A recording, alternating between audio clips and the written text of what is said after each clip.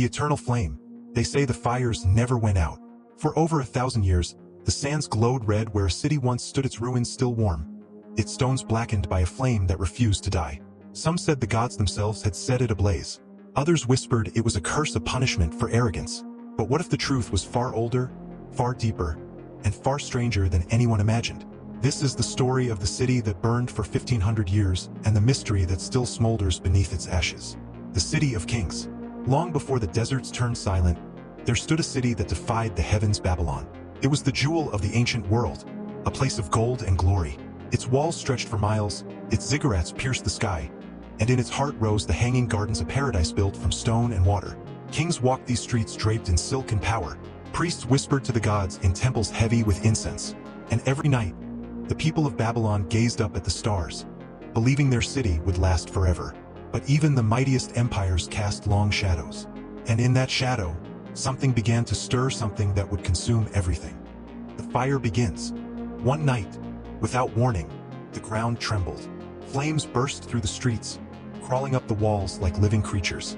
The air filled with smoke and screams. Some said the temples had angered the gods. Others claimed rebels had set the fires to bring down their kings. But none could explain the strangest part: the fire did not die. Days passed. Weeks passed. The city burned on. Even when the rains came, the fire only hissed, refusing to be silenced. The people began to whisper of divine wrath, that the earth itself had turned against them. The curse of the gods. The priests gathered in panic. They said the great god Marduk had turned his face away from Babylon. The fires were his judgment, a sign that man had grown too proud, too powerful. Rituals began. Thousands knelt before the temple of flame, offering grain, jewels, and even blood to the gods. The priests poured sacred oil on the ground to feed the eternal fire, believing that if the flames were divine, they must never go out. But the more they worshipped, the higher the flames climbed. Babylon's glory began to melt into ash, and still the fires burned. The conqueror's flames. Centuries passed, and Babylon's power faded until another fire came. His name was Alexander. The young conqueror stood before the city, dazzled by its wealth, its beauty, and its pride. He marched through its gates, crowned himself king, and for a moment, Babylon lived again. But legend says that in a drunken rage, he too set fire to the palaces, not in Babylon, but in Persepolis, the heart of Persia. The flames devoured the city for days, turning marble to dust and gold to liquid.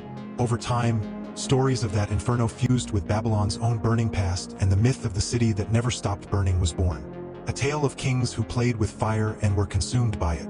The fire beneath the earth. But myths often hide truth beneath their smoke.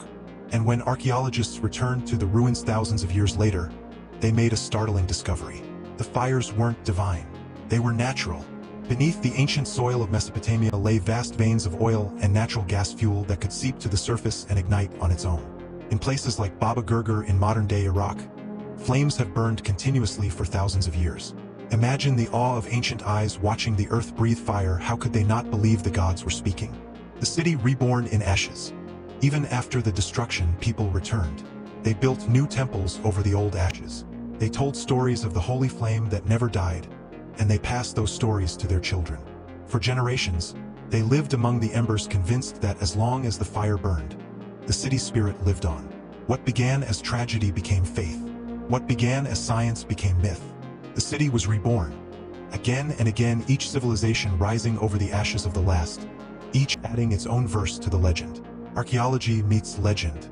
Today, when archaeologists uncover blackened stones in the ruins of Babylon, they also uncover stories. Tales of sacred fire pits, of temples that burned but were never rebuilt. And just beyond those ruins, the earth still burns. At Baba Gurgur, the father of flames, a field of fire has glowed for over 4,000 years, a natural vent of gas that never goes out. It's likely that ancient travelers saw that flame, carried its story home, and turned it into legend.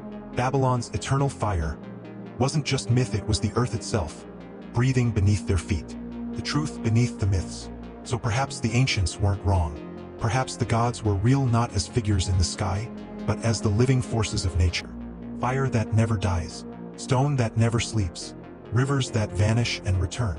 In every myth, there's a seed of truth, and in every truth, a shadow of myth. The city that burned for 1,500 years was more than a tragedy.